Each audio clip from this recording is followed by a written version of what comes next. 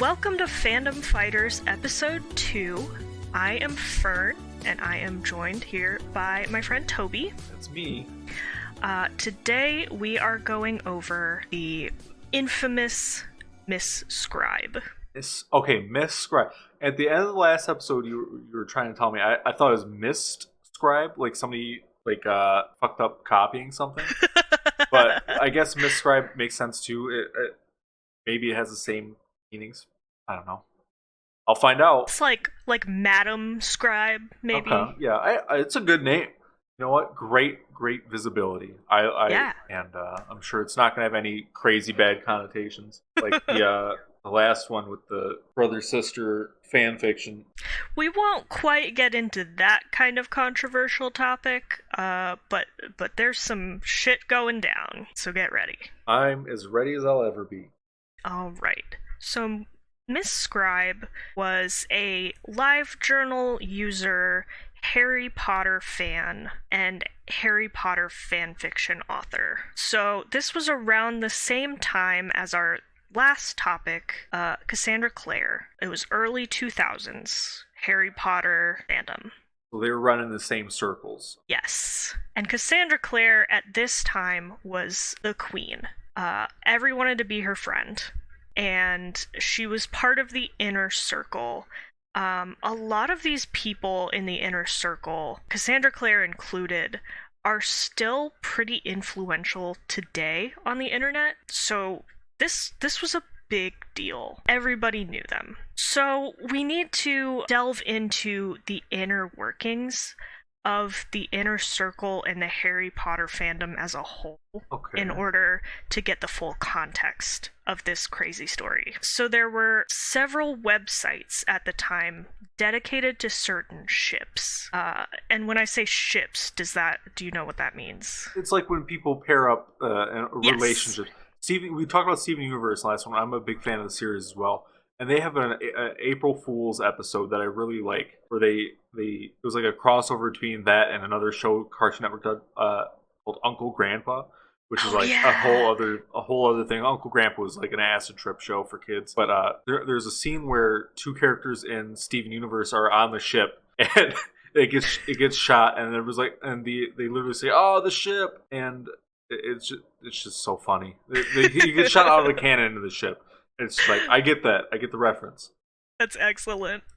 Okay, good. So you have that knowledge. So first, there was the website Sugar Quill. And this website had super strict rules regarding the creator and moderator's interpretations of canon.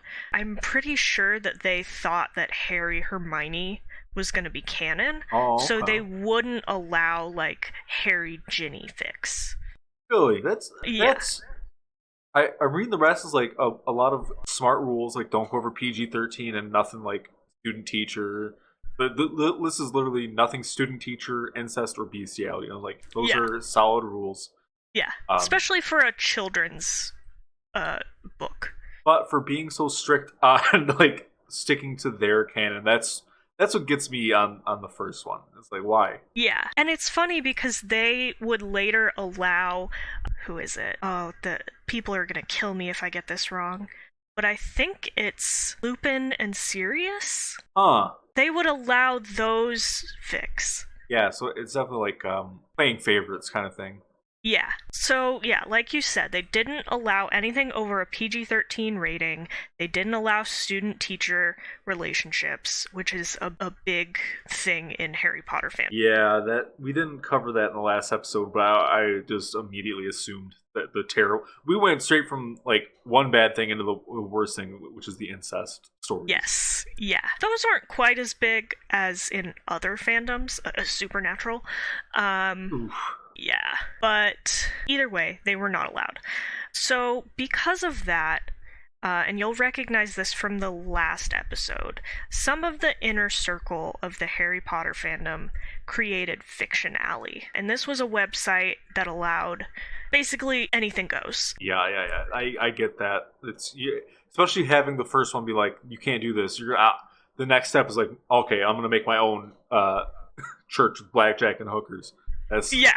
it's, it's immediately what happens. And these people, I feel like this was a mentality that was huge back then and kind of huge with this generation of people, I want to say, where they were like proud of their weirdness, and they were like proud, like, I'm a sinner, you know? Yeah, I remember some of the gaming groups that I was in back then, because I until I was 18 I didn't really have a computer of my own, so I didn't really participate in a lot of stuff. This is where that we talked in the first episode about my Naruto fandom toe dipping. But a lot of those circles have a lot of weird shit. When I actually started looking into them, it's like, why are you doing this? Just make up your own thing and take it. Don't post it where everybody can see it with a picture of yourself in front of your high school. You're a freak. You're a real freak. And they really, really claim it. I think as a way to combat the backlash that they know they're gonna get. So anyway, there was a third, and there were countless websites. But the third one that's important was Gryffindor Tower, and this was dedicated to the Harry and Ginny pairing. And what made it different from the other two sites, other than that, was that it kept all of their smut, all of their inappropriate fan fiction behind a password. That's good. That's a pretty decent step. I mean, I know kids are gonna lie anyways. It's human nature. Yeah. But when I was a kid and I tried to sign up for something that said I was 18 or you had to be 18 or older, I wouldn't do it because I was too scared. Same. So I'm sure a lot of kids were stopped just because they were too scared. But then the freaks they're getting into too much trouble. It's a bad time. So at least Gryffindor Tower took steps, and that's going back to what we talked about in our first episode. Another reason why I love AO3 so much is they have this meticulous tagging system, so you don't have to see anything that you don't want to see. That's good. That's good. Excellent. I just have to proclaim my love for them any chance I get. Excellent. And I don't even read fan fiction that much. I love the topic, and I love people being able to do it safely. Yeah, I don't read. I've never had the drive to read fan fiction. Mostly because I only like stuff that's good by itself. As rude as that might sound, it's always I've consumed this media and I'm done with it. I'm moving on to the next thing. Right. That makes sense. I don't sit and stew on characters I like a lot. I save that for when I imagine characters for D&D sessions. Right. And that's enough for me. It's because I'm coming up with characters of my own. I'm not I wonder what this character would do. It's I know this character's going to do this thing. So I just don't. I appreciate fanfics and fanfic writers. I don't get it. I don't think I ever will. And nowadays you don't have to look as hard for representation of queer and people of color. Back then, I think fanfiction really arose from marginalized people not seeing themselves in the media that they loved, and that was kind of where the fanfiction sparked. And also the horny people who are I want these characters to bone, and they don't in canon. Yep. I get it. Yeah. I understand that. So Gryffindor Tower was seen as the prudes of the Harry Potter fandom, and they also, because of their strict rules, they kind of attracted some people who didn't like the slash fics, the gay pairings. So they did sort of attract some prudish types of users. So there was some tension between fictionality and Gryffindor Tower, especially because, as we've mentioned before, Cassandra Clare didn't like the Harry-Ginny pairing. She absolutely hated it, and a lot of her friends hated it. Very vocally, would get into fights with people over it. That's extremely unfortunate, especially with hindsight. Yeah, that's canon now. Yeah, it just becomes they hated it into being the truth. Yeah. That's excellent. So Cassandra Clare gets into some trouble when she bashes a Harry-Ginny fic written by, I believe, one of the moderators of Gryffindor Tower. And after doing this, she gets some threatening emails from the husband of another Harry Ginny fanfiction author. This guy is like claiming that he knows her real name, because I didn't mention in the last episode, Cassandra Clare is a pseudonym. Okay, yeah, that makes sense. I usually I always assume names are pseudonyms online. Right. Just the age I grew up in, nobody uses their real name. Nowadays, people are more and more using their real name. You see, like, bigger content creators just, like, straight up just hey, it's just me. It's my name. It's my channel, which is cool. Good for them. I use a pseudonym. Toby is not my real name, unfortunately, for a lot of people. Like, but it fits so well. It's like, yeah, I picked it out. It fits better. Yeah. Yeah, unfortunately, Fern is not my real name, but my real name is as weird as Fern. Yeah, it is. Yeah. So it's not that much of a stretch. I just went with the same starting letter. It just worked out for me. That's smart. I assumed, especially because she just dropped the A from her, or the I from her name. The last one was like, she's used to it. She's been in the game. Yeah. And back in this era, that wasn't the norm. A lot of people would use their legal names on their live journals. Yeah, that makes sense. Yeah. In forums, not so much, but you could easily find somebody's name, because the internet was smaller back then, and they were like, what's going to happen? I do remember I only went on LiveJournal like twice, and it was to read like poetry that my high school girlfriend had written about me. And it wasn't good, and I was like, yeah, this is good, dear. And then I held hands, and it was a weird time. Yeah. Oh, high school. So after that, Cassandra Clare presses charges against this man. For harassing, right? Yes. Okay. And it's implied that he implied bodily harm would come to her over this. So it's alleged, yeah. Yeah. Like everything else we talk about in the show. Yes. All of this is alleged. Everything that happens is, unless there's hardcore receipts, it's right. All alleged.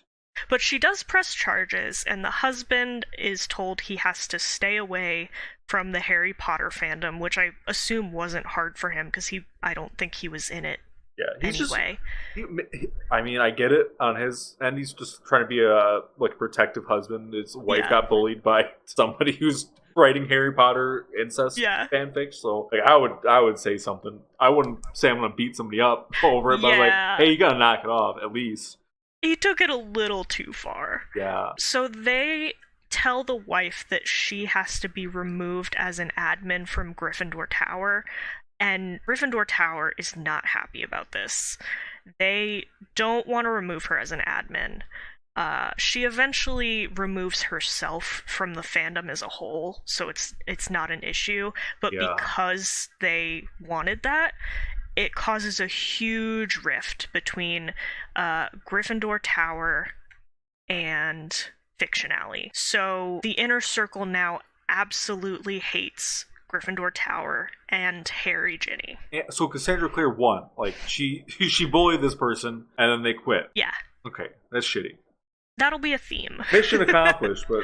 Uh-huh. So, around this time, somebody named MsScribe begins posting Harry Potter fanfiction online. Immediately gains fans. Most notably, somebody who goes by Clarabella, and at the same time, she also gets huge amounts of hate mail. People claiming to be Christian Harry Potter fans. Which is odd, knowing the backlash that, especially in America, a lot of Christian groups had. And nowadays, looking back on the Harry Potter author and everything, they line up a lot more than they thought they did. Yeah. But yeah, so we have all the Christian Harry Potter fans sending hate mail. So this guy named Fermatojam appears on her live journal.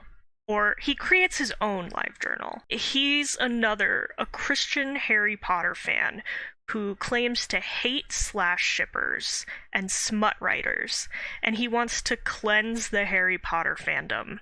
Wow, yeah, you can't just drop the cleanse. You can't. I know. That's, oh boy.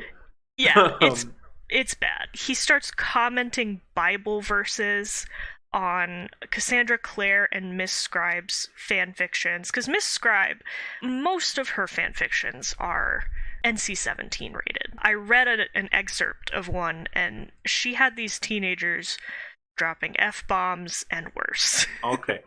You know what? I can get behind dropping. I thought that was going to go. I'm sure it does go completely different places.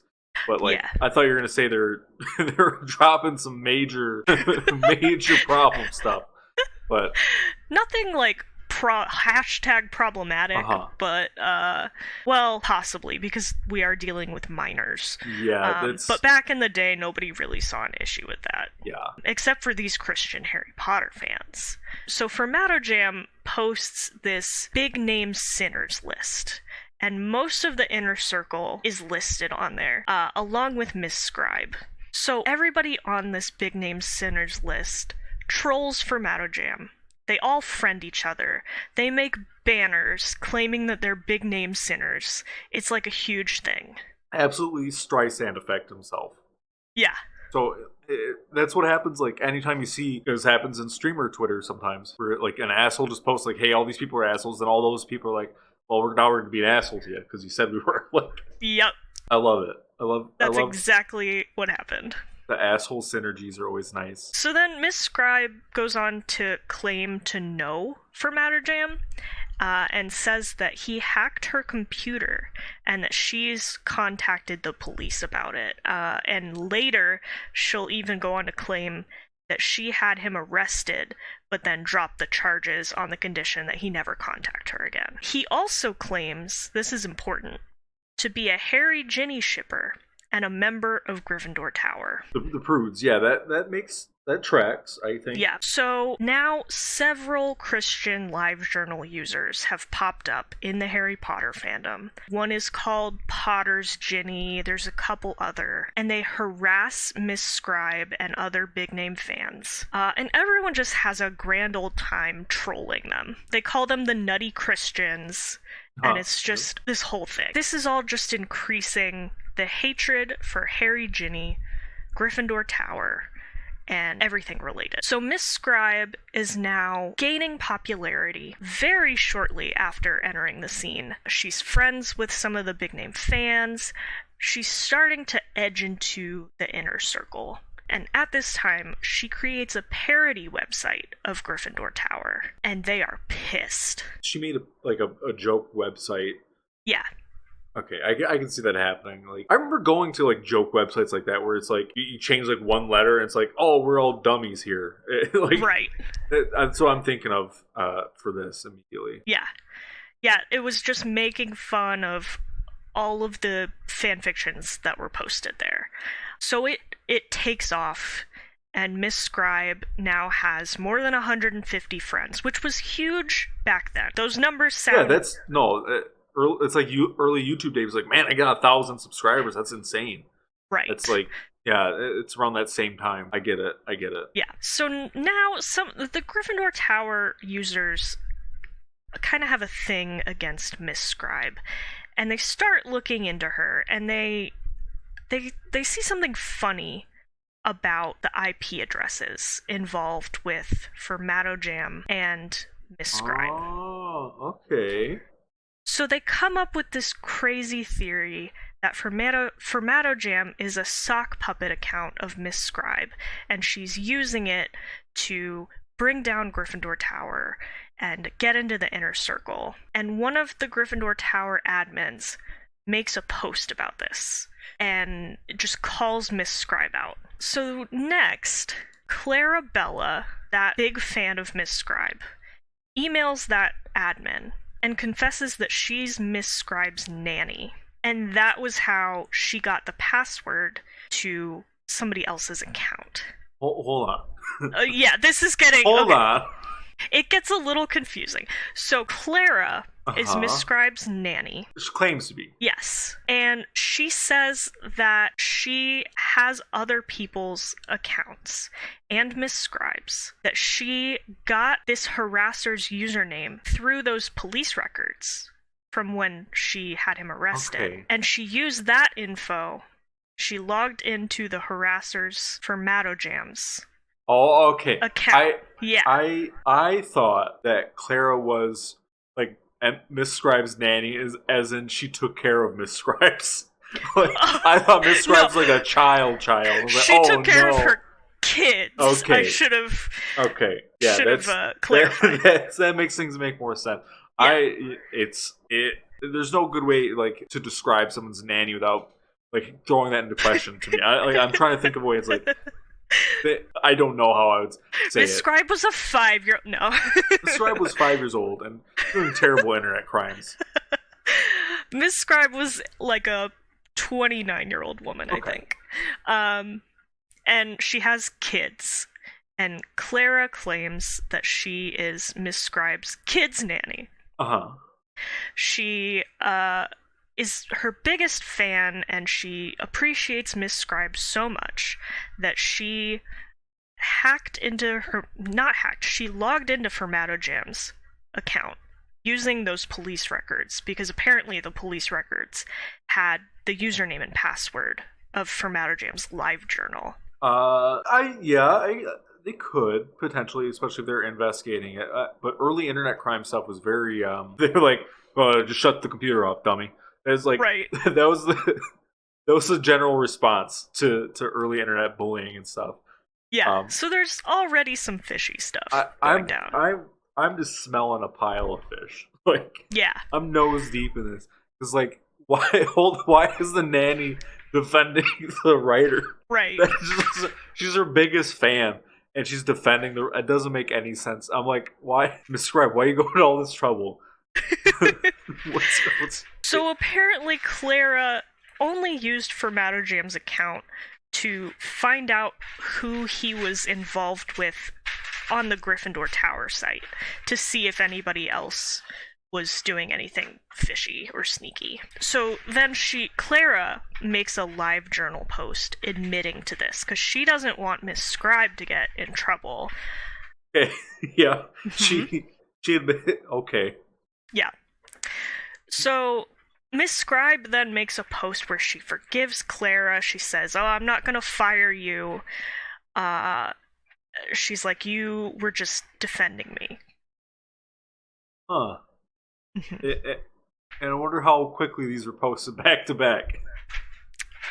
Oh yeah, and they're fan fiction writers, so they're probably like big detailed posts too. Uh-huh. So you're putting things together much quicker than the fandom did. My internet hunch is strong. We're also working on like 20 years of internet experience at this point. Yeah. So this stuff was happening at the very beginning. This stuff is why I know these things. Yeah. But I'm so ready. Like we've caught MsScribe in the trap already. I know that she's making all these accounts and like signal boosting herself. I just want to know what she did after this, because like this is just the beginning. She's caught. Like I've already caught her. Right. That's what you would think, and that's what makes this so fascinating.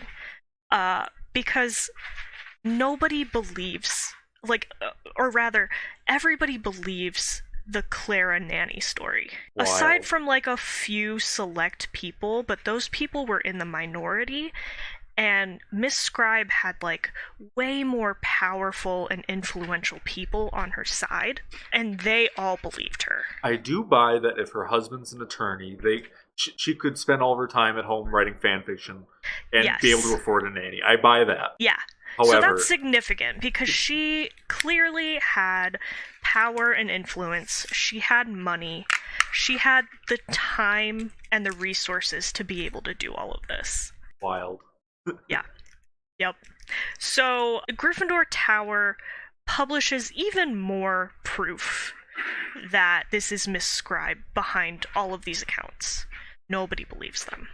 They had literal IP addresses in the post, but nobody really knew how that worked, and they didn't bother to fully untangle the web. So they were just like, oh, well, you can Photoshop that, or you can spoof an IP address. Yeah, I mean, definitely, especially nowadays, you can. Back then, it wasn't like more difficult. You had to be in the know to do it, and it's like, right. Yeah, if you were trolling somebody and you wanted to make it look like they were doubling down and being a weirdo, I could see where an actual troll would be like, I'm just going to copy their IP address and make it look like they're fucking with themselves, and it's going to be twice as good for me. Right. I get that. And these people were the admins of these websites, so they had access to this information, but nobody cared, really. Yeah. They were like, this is just the crazy Gryffindor Tower people attacking us again. Yeah. So MsScribe obviously denies this. She calls the Gryffindor Tower people cockroaches. Oh. Fun. Yeah. And somebody makes a Gryffindor Tower themed cockroach live journal avatar. Everybody adopts this. Even Gryffindor Tower just claims it, and they're like, since we're cockroaches, I guess we're gonna be cockroaches, and makes a whole cockroach theme on their website. At the same time, MsScribe is made a mod on Fictionality. This implies a lot, and is kind of like a fuck you to Gryffindor Tower. I could see... I see now, like, this maybe was, like, a goal of the scribes. Mm-hmm. Like, to stir up the tower and make them fight each other and be like, hey, look what I did, make me an admin on your site. Exactly. Okay. Because this now means that she's basically part of the inner circle. Yeah. So there's the first ever Harry Potter convention called Nimbus, and MsScribe and Cassandra Clare room together. So MsScribe has made it. You know, she's rooming with the queen. That's good for them, you know, hanging out, I guess. Uh-huh. For a second, I was like, who the fuck is Cassandra Clare? Is she another... Oh, she's not a false identity. Clara was the false identity. I get it. Yeah. Okay. There's a lot of C names in this story, so it gets a little confusing. And this isn't even the full story. I will get to that later, but there is so much more that I've left out. It's crazy. So after this convention, MsScribe announces on her live journal that she was outed at work as a smutty Harry Potter fanfiction author. And since she had a position with a senator, she resigned because she didn't want to, you know, allegedly didn't want to tarnish the name of this senator that she allegedly worked for. This is a big alleged because, like, what part of the senator process is she working with them on? It's like a high up level enough, like, senator's helper might make, you know what I mean? Like, especially if, like, hey, this person's writing, like, child porn. Like, yeah. I mean, back in the day, people were more like, oh, who cares? They don't know what's going on. But nowadays, if somebody was outed for that, it would be... Right. And I will say that people who know her actual identity, that it is out there, but please don't go looking for it. It's just not worth it. It's not interesting. But she did actually work in politics, so this could be true, but I can't see how she could have a job and have time to do all of this. Yeah, so I don't think that this particular thing was true. So next on the timeline, Gryffindor Tower gets permanently shut down. A lot of people said that it had to do with MsScribe and the inner circle, but actually it was just a fight between two of the admins, and one of the admins locked everybody else out of the website and just shut it down. Yeah, no, that it happens. I get it. Yeah. It's unfortunate. I mean, maybe this whole thing was all little parts of it. Who knows? It's unfortunate when you any sort of archive like this. Yeah, absolutely. Even if it's full of weird shit. Yeah, because we love the weird shit. Yes. So MsScribe and the inner circle are thrilled, and they're like making fun of these people and just rejoicing. So a few months later, a live journal account gets made called Fandom Scruples. And this, similar to the big name sinners list, has a blacklist of users who wrote, quote, inappropriate topics.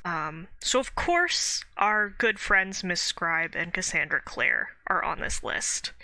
Then this just boosts them even higher. I had to look up what scruples was. I knew what the general meaning of it is, but the definition of scruples is a feeling of doubt or hesitation with regard to the morality or propriety of a course of action.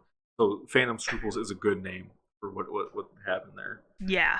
I thought it was backwards for a second. But yeah, it's basically calling out people in fandom. The big names were MsScribe and Cassandra Clare were on that list. Yes. So MsScribe is now at the top of her game. She's posting fanfiction. She's friends in real life with all of these inner circle people. It seems like nothing can bring her down. But in 2004, the presidential election was coming up, and political discussions were inevitable, even within the fandom. Oh, yeah, for sure. It's gonna happen. Yeah. So, and the internet culture was different back in the day. You were really highly criticized if you didn't want to be friends with somebody because of their politics. So, MsScribe was unfriending Republicans and getting in arguments, and people were mad that she couldn't be more tolerant. Yeah, I guess. Like I also unfriend Republicans, but we live in a different landscape now, right? Where it's like it's very different. They were thinking the same thoughts back then. They just weren't saying them out loud most of the time. Yeah, it's a weird part of the story because you look at that and you're like I do that. Yeah, I don't make 30 different accounts all praising each other or sometimes negging each other to garner false fame, but I do have like 20 Twitter accounts because I make business ideas and I forget about them. You're the new MsScribe. Maybe. So next in the timeline, we'll get to what I referenced in the first episode, and that is laptopgate. Yeah. So Cassandra Clare, her roommate, and her boyfriend's laptops all get stolen. Their apartment gets broken into. And this is another funny part of the story because this is something that is so normalized nowadays. Yeah. But some fandom members organize a fundraiser to replace these laptops. And they raise over $2,000 in 5 hours. And a lot of people had an issue with this. They were like, don't ask for money on the internet. That's weird. It was definitely a different time. It's like you don't just ask strangers for money because how are you going to pay them back? Nowadays, it's like, hey, here's $50. Good anime lady you drew. It's right. People have GoFundMe's for everything. Oh yeah. So and they just raised $2,000, and that was like kind of the end of it, huh? They got the money. They replaced their laptops. Nothing else. There's nothing else crazy with Laptopgate. That's the end of that. Okay. Kind of. Okay, because if this is like a counter espionage mission where other fan people stole the laptop specifically to get like deep intel, I'm gonna lose my mind. That, as far as I know, never happened. Okay. There was an issue with they had some money left over from the $2,000 after they replaced the laptops, and nobody knows what happened to that money. But it was donated to them. Yeah, it's donated. Who cares? You didn't do the math out right, whatever, you get the money. It's nothing you can really do about that. Yeah. So, next, MsScribe deletes her fandom live journal after she gets an anonymous rude comment, and I think she thought she was done with the Harry Potter fandom, and she makes a new one that's about her regular life. I think it has her name on it, I'm not sure, but it's friends only, and it's just a normal live journal. But later, a fan who was definitely on the outskirts, not in the inner circle, but who knew them, asks the same person who organized the fundraiser if they could boost their GoFundMe before GoFundMe existed. Something that's very normal today that back then was like, now you saw that this worked, why would you want to be involved? I get it. I get the mindset of like seeing it as like a sketchy thing to do. Yeah. And this person was a cancer patient. So they were asking this person to use their influence to boost their fundraiser for their medical treatments. And this person refused. They were like, why would I do that? I guess it was still just seen as, I don't really know why they refused. It's like where, you have like, it works for one person and the next person comes up and like 3 more people come up and they all want, everybody wants a fundraiser. I get it. Yeah. So this person complains on their blog and a huge fight, very polarized, breaks out within the fandom. Some people are like, this is a cancer patient. Why wouldn't you just boost their fundraiser. What's wrong with you? Other people are like, that's sketchy. We don't want to give money to somebody on the internet. Yeah. And MsScribe comes out of the woodwork. And she makes a comment where she kind of implies that this person may be lying about their health condition. And this was a huge turning point for her. A lot of people unfriended her that day. A lot of people changed their minds about MsScribe after she makes that comment. Makes sense. I get it. Yeah, so this is around the time that the last Harry Potter book is coming out. MsScribe is no longer really in the fandom, but when the next book comes out, she talks about it a little bit on her live journal. Of course, immediately gets in a fight with a troll. Oh, fun, yeah. You know, there's always topics of homophobia, racism with all of her trolls. Yeah. And then it all kind of dies down. She still has her live journal, she still has friends on there, but nothing really in the fandom. Until 2006, where Charlotte Lennox, which is also a pseudonym, posts a multi-chapter expose of MsScribe, which, shout out to them, that's where I got all the info for this podcast. Excellent. It is very detailed. It took years for them to gather all of this information. They went through all of the live journal posts, so many archives, like junior detective level stuff. I love it. You should. I really encourage anybody to go look at it because it's just an undertaking, you know? It's amazing. And I thought, I misread it for a second. I thought there was numerous felony charges. I just saw that. Oh my god. I was like, what? Hold on. Just me misreading. Hopefully there's no felony charges anywhere. I think I just misread something. I think you did. That would be fascinating, though. Okay, there's no felony. Okay. Just me losing it. This person says that they have pretty hard evidence that almost all of MsScribe's trolls and fans were sock puppets of MsScribe. Formato Jam was, Potter's Ginny was, Clarabella the nanny. There's a bunch. Because it's so strange now being in this the same kind of spheres, and like I talk about Twitch, Twitter a lot, where when you see somebody blow up suddenly, you kind of always have to look at it and be like, well, what specifically happened and why are they catching on now? And I'd say 1 in 5 of them are because it's very obvious that they made a bunch of fake accounts. Mm-hmm. And now they have 20,000 followers out of nowhere, and you're like, wait a second, why are you only getting 4 or 5 likes on your right? That's a funny tweet, I'll give you that. Why is nobody liking it? It's been a day. Exactly.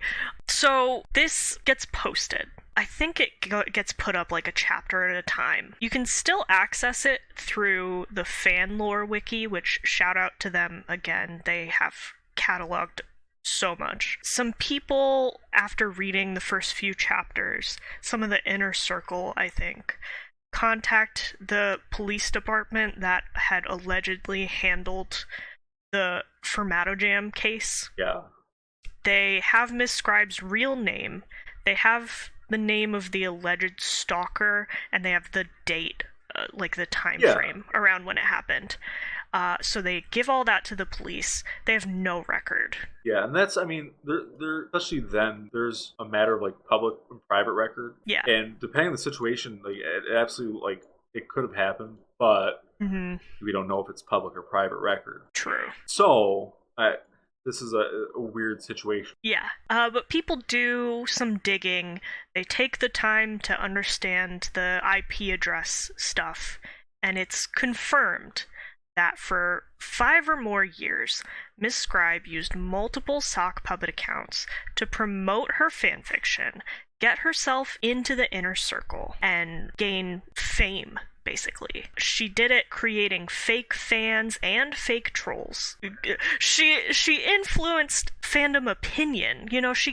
She was kind of involved in Gryffindor Tower getting taken down, you could say. It was a multi-faceted attack, all orchestrated by one lady because she bored and apparently and wanted friends, I guess. I think, this is I'm not diagnoses or anything. It's very narcissistic. Yeah. like personality kind of thing to do, where you're like trying to get all attention on you, even if like the attention's from yourself to get the fire started. This is nuts. And a lot of people speculate that she just really loved conflict. Yeah, I mean, she was like the most gleeful in all of these like troll wars. Yeah, I get it. It's just it's so strange to take joy in like making other people upset or uncomfortable like this. Yeah. I mean, both sides are probably have 30 hands, honestly, just because they like. I know how old Flame Wars went. Like people went deep and hard. Yeah. Yeah. And it's like back when doxing was like, oh, you know my address, that's not really a big deal. up to now, it's like, holy shit, please don't ever even know where I live. Right. And another interesting part was that she had also claimed multiple times to have been in the hospital. She said that she lost her job because of her fan fiction. So I think another aspect of this was that she loved garnering like weird fake sympathy. Yeah, it's a narcissist move right there. Yeah, absolutely. And that's this whole case. That's what it just seems like to me. Like somebody with a narcissistic personality that wants all the attention on them and will do anything to get it. And also doesn't want other people being paid attention to. Yeah. At the same time. Absolutely. So, of course, she denies everything. She blames the sock puppets on this probably made-up nanny once again. Yeah. Yeah. I don't think she ever really owns up to anything. In 2007, she posted on her live journal that she was sorry and that she felt bad for everything that the people at Gryffindor Tower went through, and she wished she could make things go differently. She feels bad for the people she called cockroaches. Yeah, and for not believing the cancer patient. Yeah, I wonder if that was ever anything came out of that. I do wonder about that. She also says, I'm no one special, I'm just a fucking housewife with 2 kids and I fucking wear braces.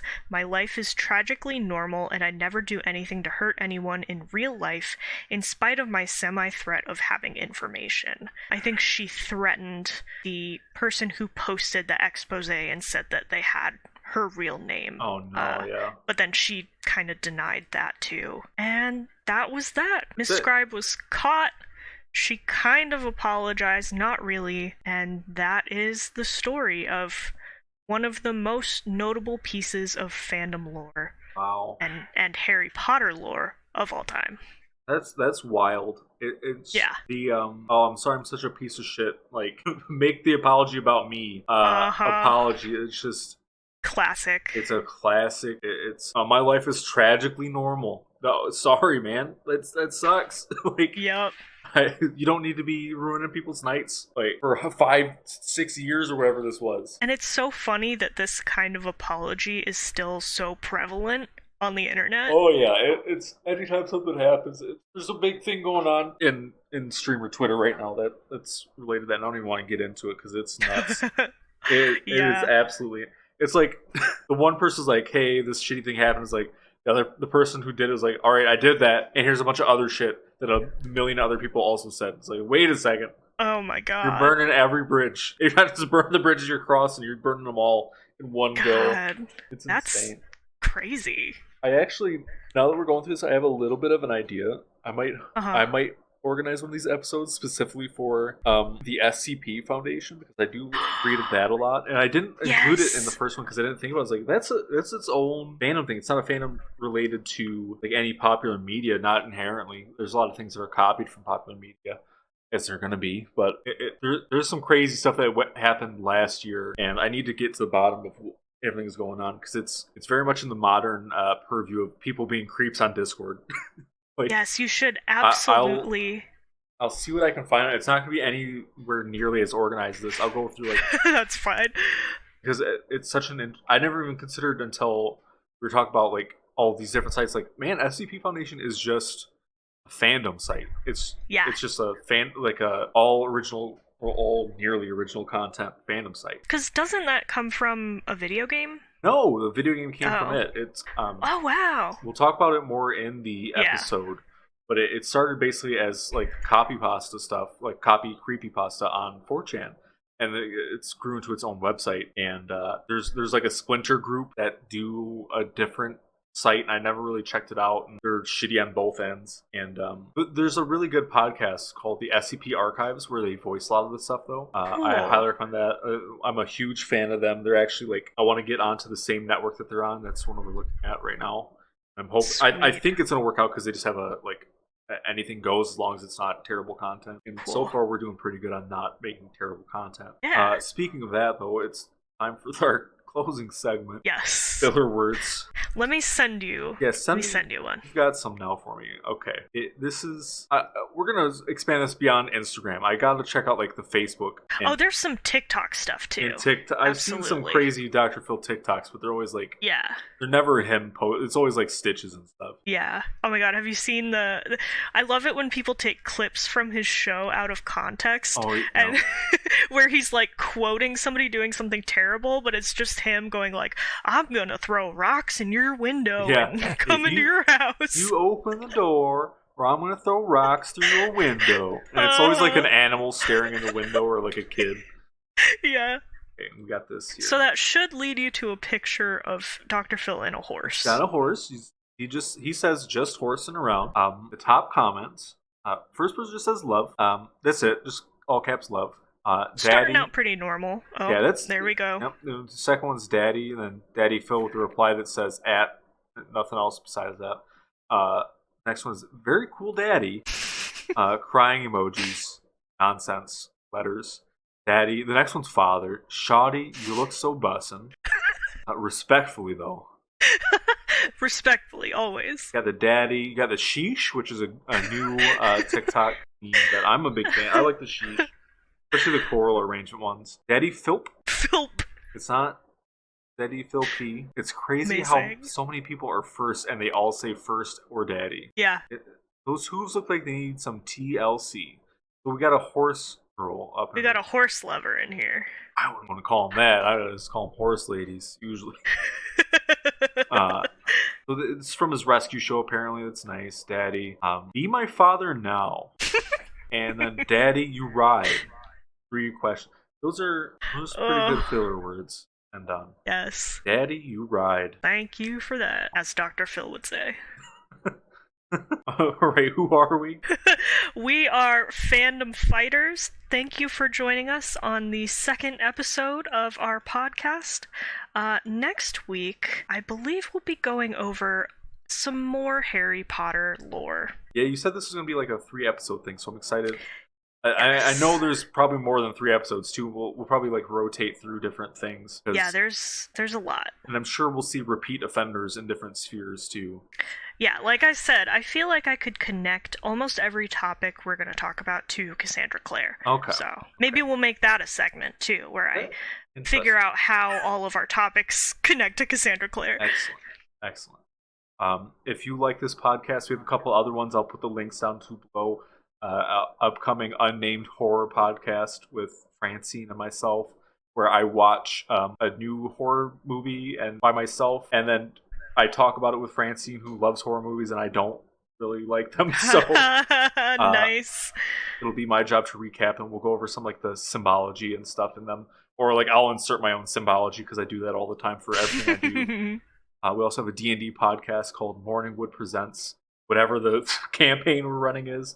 The next one we should be doing is tentatively titled Born in Shadows, and it's a very horror-themed campaign. The first one we're running a practice one, super fun, high fantasy stuff. This next one's gonna make me and the players cry, guaranteed. Yes, I'm ready. It's gonna be a good.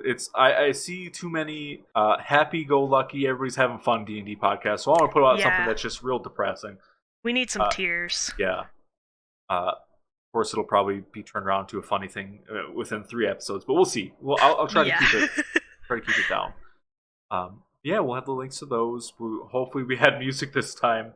I still need to get that worked out.